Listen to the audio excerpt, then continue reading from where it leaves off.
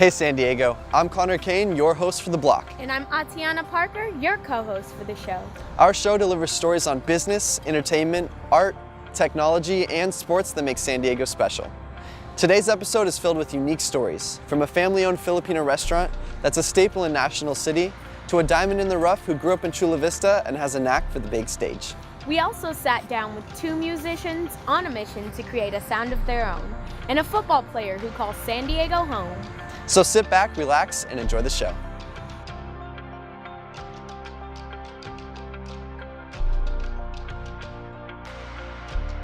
Filipino culture has always been a big part of San Diego, and there are many Filipino restaurants to enjoy.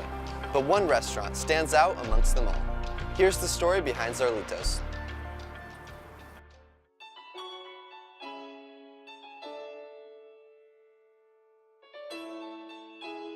It is what it is, you know what I mean? So it's just a matter of trying things and putting your passion into it and succeeding. You know, if you don't succeed, hey, at least you tried. You know what I mean? It's one of those things where if you don't try, then you'll never know.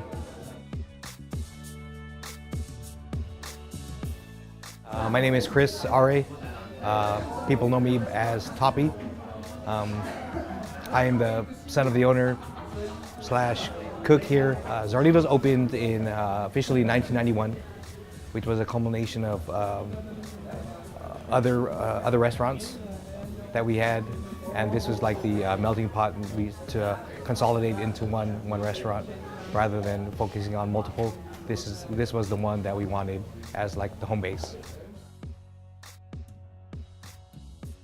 What got us into the business is, like, I traveled back to the Philippines. You know, we're going through rough patches, you know, when I was a kid growing up, and my father decided, hey, I'm going to take you to the Philippines to show you where I came from. You know what I mean? Because I was born and raised, born in Texas, moved here as a baby, and I've been here ever since.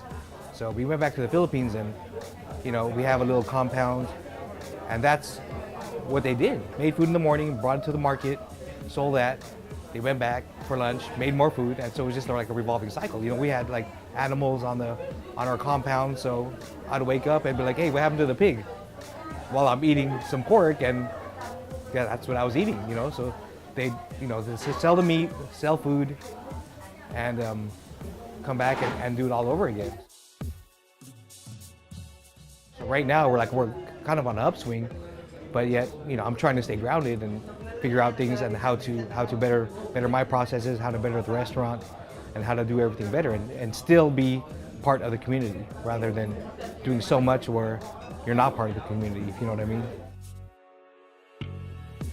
Well, in regards to hardships and so forth for the restaurant, like I said, like my dad would always come home and he'd always complain, oh, I'm going to sell the restaurant, I'm going to sell the restaurant. And then I would tell him, I go, you cannot sell this restaurant because this is like a staple of National City. Like everybody that knows National City and knows Filipino food is gonna say Zarlitos. But now that he's seeing things, like, you know, it's less, I hear that less, you know what I mean? Things are flowing a lot better. It's just accommodating more and more people is where it's headed to. But, you know, as much as he doesn't want to see it, he sees it. So it's gonna be up to him and myself, how far we take this. The future of Zarlitos is, it's bright, but there's a lot of work to be done still.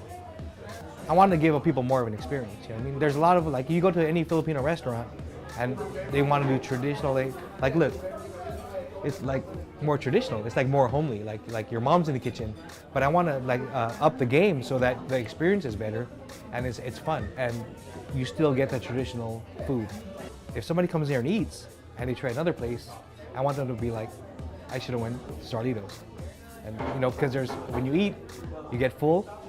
There's wasted space and there's a good full, right? So you eat somewhere where that's not so good, it's wasted space in your stomach. You eat somewhere that's good and you have a happy stomach. Okay. I'm Chris REYNOLDS. I'm co-owner of Zarlitos restaurant in National City, and you're watching The Block. Zarlitos is located at 505 East 8th Street in National City. If you're in the mood for Filipino food, make sure you stop by for a bite to eat.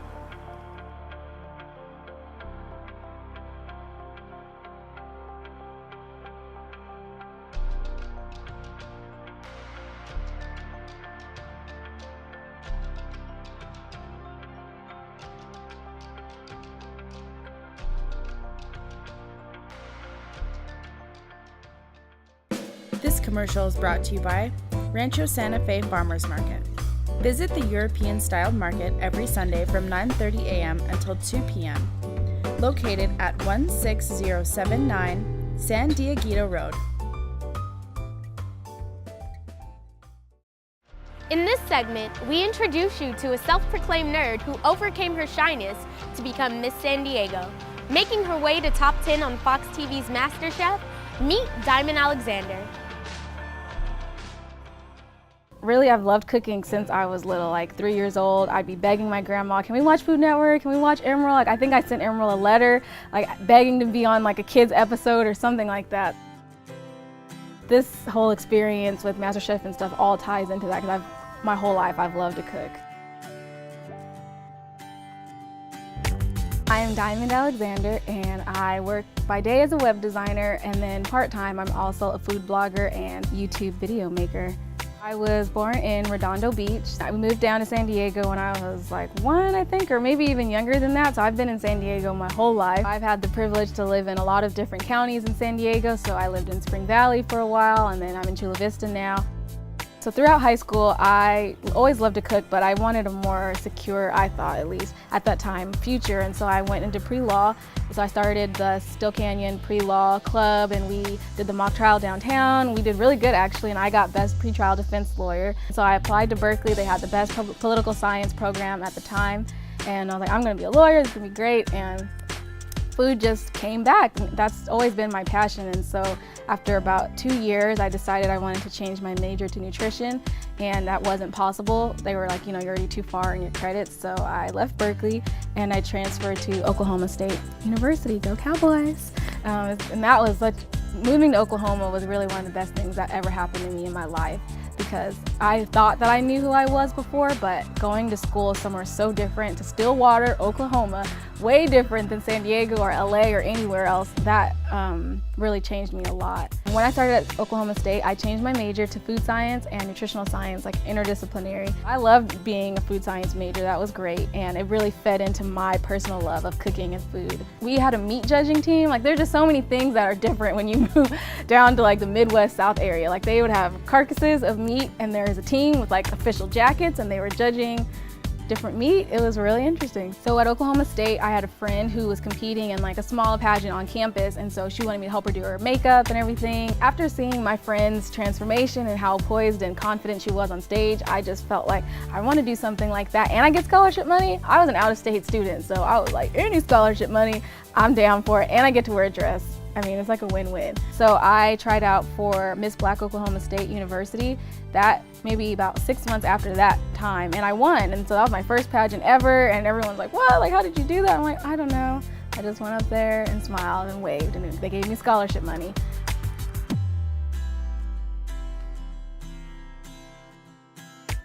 So after I won and I was graduating and thinking about what I wanted to do, I just thought, let me see if San Diego happens to have a pageant. Like, I really didn't know anything. So I just Googled it, and they were having a pageant in November, and I was still in Stillwater.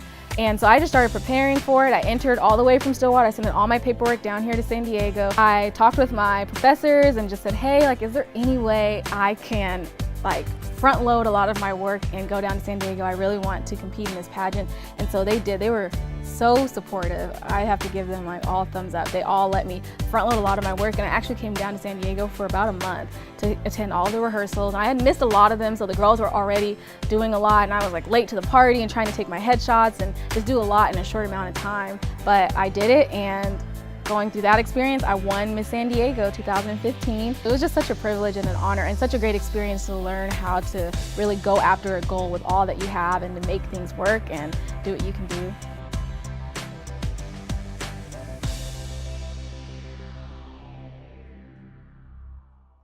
I competed at Miss California in June, so I won November. The very next June, I competed at Miss California up in Fresno, and I got third runner-up, and I also got best interview, which is so cool because, again, this is my first time, so a lot of these girls have been competing. I think you can start at 17 or 18 all the way up to 24, so that's a lot of years to try, and I was already 23 at the time.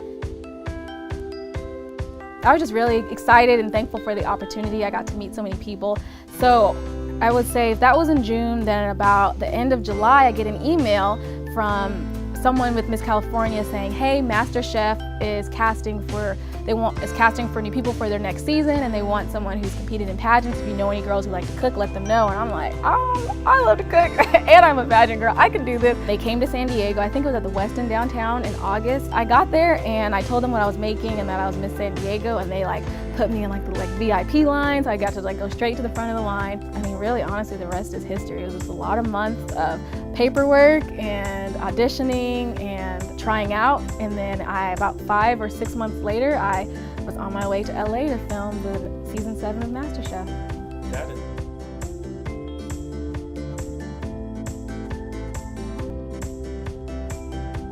In the future, I'm really looking forward to more cooking work as far as TV and like video. I love making videos, editing videos. I'm hoping that I'll have my own cooking show one day and get to inspire and encourage other kids who like to cook as well. Something else that I'm really excited about is a blog that I started. It's diamondalexander.com, and it focuses a lot on food and food tutorials, but there's also a lot of like inspirational stuff and some beauty stuff from my pageant experience. I also love to travel and learn languages, so I'm just kind of putting all of that on there and sharing a bit about myself. Whether it's a pageant or it's cooking or it's going to a new state or a new school, anything like that, you just have to really listen to your heart and then just go for it. I would just say follow your heart, and I know everyone's like follow your heart, but really that's your greatest compass, because it's who you are at the very essence of yourself. It's not what everyone thinks you are, it's not what you're wearing or what you look like, but it's who you really are. And I think if you follow that and go for it, really good things can happen. I'm Diamond Alexander, former Miss San Diego and Masterchef contestant, and you're watching The Block.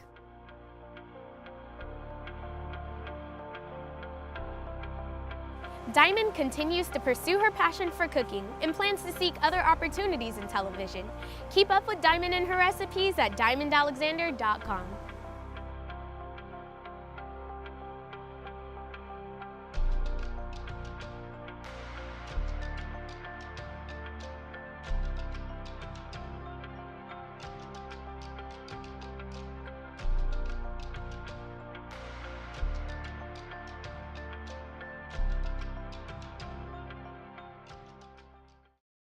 This commercial is brought to you by Rancho Santa Fe Farmers Market. Visit the European-styled market every Sunday from 9:30 a.m. until 2 p.m. Located at 16079 San Dieguito Road. While San Diego is home to the Chargers, many NFL players from other teams call it home. This Green Bay Packer Hall of Famer may have been tough on the gridiron, but toughness did not save him from a condition that almost took his life. Meet John Brockington.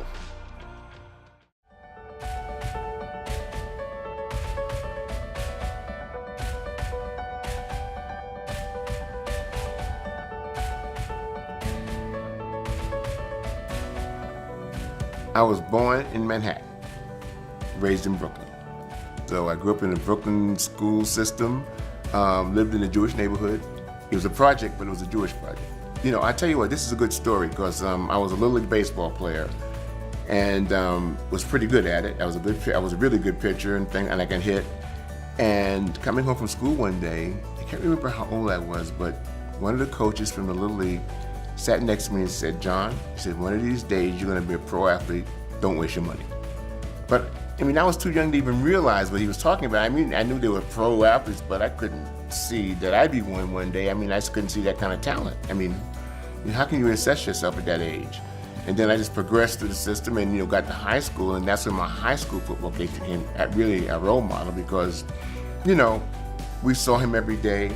And when I started going a little bit off, not showing up to practice, one day I show up and he's waiting for me with the two captains. And he says, you know what? We can't use you on this football team. And I was in shock. I mean, I started to tear up. He says, you don't come to practice. He says, everybody else does. So you got 30 seconds to tell me what you want to do. And I said, I want to play football. And that was it. I never missed another practice, because I just needed somebody to yank me in the right direction. I was going a little off, and I made the right choice. And life is all about choices. If I had decided to act sassy and say the heck with you and all that, there would have been no Ohio State and no Green Bay Packers. They had somebody in the city that kind of looked at all the games and read a lot of things, and so I was recommended to Ohio State. And then at that point, one of the coaches came to see me, now very modest diggings, you know, because we didn't have a very nice field or anything like that. And then Woody came out, which is amazing for my neighborhood, because in New York, football wasn't that big. It was track and basketball. You know, we had guys like Connie Hawkins come out of New York. Then Lou Alcindor, now Kareem Abdul-Jabbar, you know, came out of the city. So that was big. But football was always like the, you know, the redheaded stepchild, so to speak. And you know, I went, you know, and you know, it was a big move. But Ohio's not that far from New York. It's like an hour's trip by plane. You know, if you drive, you really have to go to one state, Pennsylvania. It's a long one, so you go to Pennsylvania, boom, you're right in Ohio. And so, yeah, I went to Ohio State. It was the best move I ever made. I would say that I was not the best athlete. You know, I was good, but I outworked people. And I would, like, in high school I did it with Kendall Eaton. When I was underclassman and he was a senior, and I looked at him and said, I'm gonna take your position. And then I just figured out how to do it, right? So you don't make mistakes, that's number one. You know, you practice hard. If they said run 20 yards, I ran 50. And I didn't make mistakes, and I worked hard, and you just get in there. You know, I was big when we had to hit the bags. I tried to explode the bag, and it worked. And I did the same thing in college, you know, because I knew when I got there, now, you know, the athletes, it was a serious upgrade, because these Ohio football players are the real deal. You know, like Texas and Florida and California, these are good football players, and that's a football state. I mean, you'll put 10,000 people in a high school football game at night. And in, you know, in high school, our crowds were like 500, 300, you know, and then the kids didn't pay attention anyway. But so when I got there, I said, oh my gosh, if I'm gonna get up this bench, I've got to outwork these guys. And so, you know, fortunately, you know, the Packers thought I was good enough to draft. And the morning of the draft, they said, if we can make a trade for you, we're gonna pick you in the first round. You know, I said, okay, you know, but it was, you know, the draft was nothing like it is today. I mean, I was married, student housing, you know, you sit in your little, you know, bedroom with the bed unmade and stuff on the floor. We had a baby, Kelly. And it was very, you know, there was no big going to Radio City Music Hall, strutting down the aisle, walking down the runways and, you know, big presentations, nothing like that. And 20 minutes later, Pat Pepper, who was the GM, called me back and said, congratulations, you're a Green Bay Packer. And that was it. We only had one winning season my whole career in Green Bay. We were not very competitive, but I performed. You know, I was Rookie of the Year. You know, I made All-Pro, led the NFC in rushing, went to the Pro Bowl. And after my first 3 years, I was the first back in NFL history to gain 1,000 yards in each of his first 3 years, each of it from rookie year on. So anybody that does it multiple times now, they line up after me. I'm the first one to do it. And I think that was pretty interesting, because consider who came before me. You know, Jim Brown, Jim Taylor, Gale Sayers, you know, Hugh McElhenney, all these great backs, you know, came before me, and I was the first one to do it. That was really my fun stat.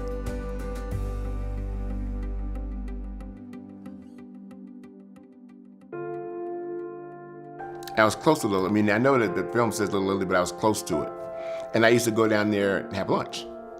And so I go into this one little sandwich store, and the owner was a very nice guy. And he was one of the red coats. I can't remember his name.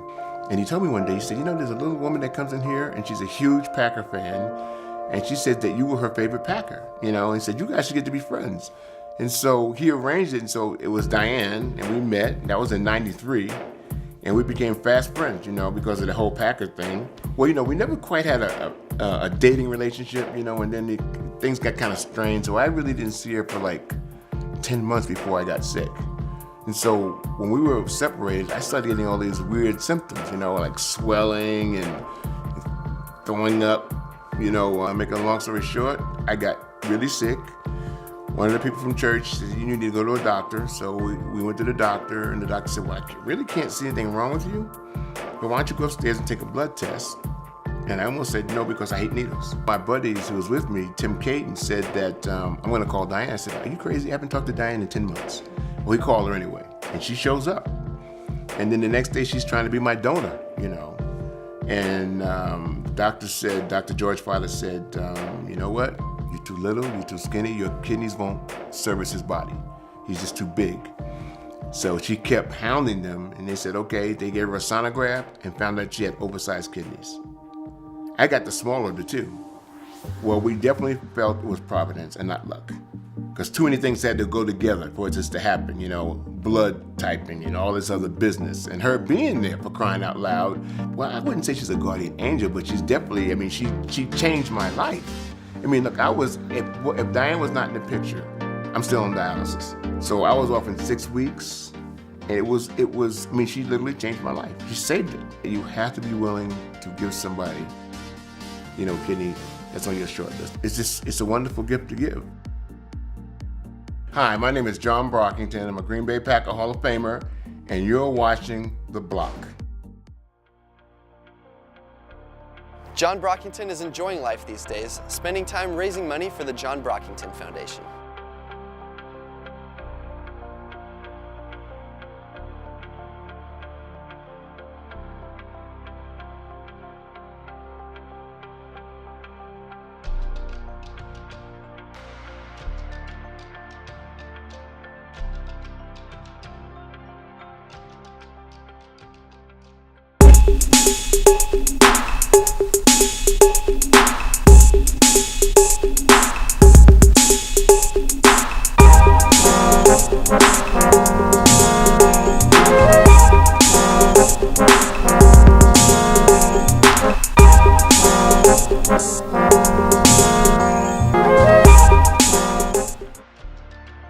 At The Block, we absolutely love the music scene, from lyrical groove to markets. San Diego County is rich in musical talent.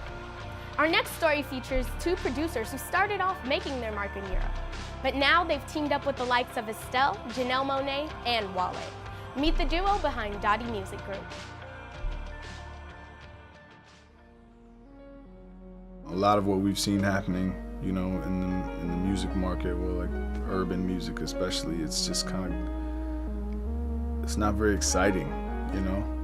Like, we love classic music, classic records, you know, old Mike Jack, you know? I mean, like what Pharrell is doing, like that's what we want to be a part of. We want to be a part of that movement to just really bring good music back into the mainstream.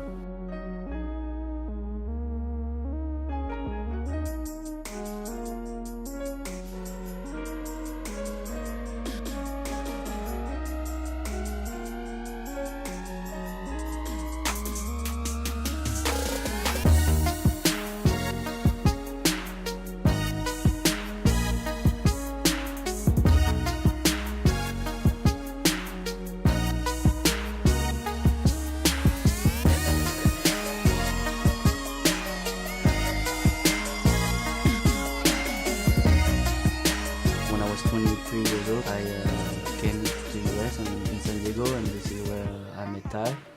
And then I had done some things in France, creating music, singing, etc. And so we shared that interest, and then, you know, we respected each other's talent, and then we started to collaborate together, and then we created the Dawty Music Group company, and then we never looked back.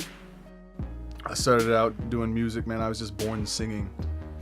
I sang, you know, through middle school, high school. I'd sing on the football field. People would get weirded out. It was funny, you know, catch people off guard. I wanted to be an artist, and I was having problems getting instrumentals. I found some really good ones, and I thought, this is it, man, and I got a place to record. This is gonna be it. And the guy was like $1,500 a piece. Now I didn't have a dime, so I was like, all right, well, I'll just do it myself. I like writing. It doesn't always come super easy to me, but if I take the time, you know, I can bang it out and make it good. The producing comes really easy. I think to both of us, man, we can just produce, and it's fun. It's a lot of fun. But you know, this guy was a child star in France. He didn't mention that. He was on like the American Bandstand of France, performing his own single on Sony Samipa, which is, you know, big European. Well, I don't think they exist anymore, but it was Sony Records, you know. So he knows he loves to sing, whether he'll admit it or not. But you know, that's why he's getting back into it. That's why he mentioned it. I mean, I did kind of last track, but what I really love to do is create a beat and then just sing like some gibberish kind of melodies on top, and just come up with ideas, and then, you know, that's what I love to do. That's where it starts for me, and then hopefully, you know, we come up together, and he helps me or we have different writers where, you know, they'll come in and help us, you know, finish the song. I mean, yeah, we can do it together. For me, writing in English is not definitely not my forte, but I definitely come up with some great concept and melodies on top, and then you can finish it. I had a friend coming from France. His name was David, and he was a talented artist and musician too. So he came to the picture after our original type, but he brought this music that was unbelievable. And so when we tried to create the company and come up with a name, we came up with different names. None was fitting, and then Ty, you know, he said TA could be for David, W for Warren, and Ty for Ty. So it was Dawty, and it also sounded like a slang of dirty somewhat, you know, dirty music. But with maybe a French accent. Maybe with Dawty, a French accent. Something, I don't know. So it took us 2 years pretty much to build a catalog and put a team together and learn about the business, because obviously at that young age you don't necessarily know everything about the business. So we put everything together, the base, you know, so we can really start doing something. So 2010 we landed like a 7-song placement on one of the biggest hip-hop artists over there, and the album went gold. The artist name is Ruff. So we got that going, and then we got another one on another big rapper, French rapper, Lafouine. The album went platinum. So we started to really have success, and build the credit and the foundation overseas. And actually that really put our foot in the door and helped us cross over to the US and start to place records here as well. During this adventure that is still going, like, we're really proud. If you hear us screaming about champagne, we're happy. Yeah, talk about champagne and it's like something good is Something happening. good happened. If I say champagne on the phone instead of hello, it means something. Champagne! News. I'm Ty Reynolds. I'm a producer, singer-songwriter, engineer. And I am Warren Curtis, producer, songwriter, singer, engineer for Dawty Music Group. Dawty Music has gone double platinum in France and triple platinum in Japan. That's quite an accomplishment. Check out Dawty Music Group at dawtymusicgroup.com. We hope you enjoyed this episode of The Block. You can catch bonus footage of the show and watch it weekly on your computer or mobile device at theblocksd.tv. Also, get a behind-the-scenes look at the show by following us on Facebook, Instagram, and Twitter at The Block SD. Stay on the rise, San Diego.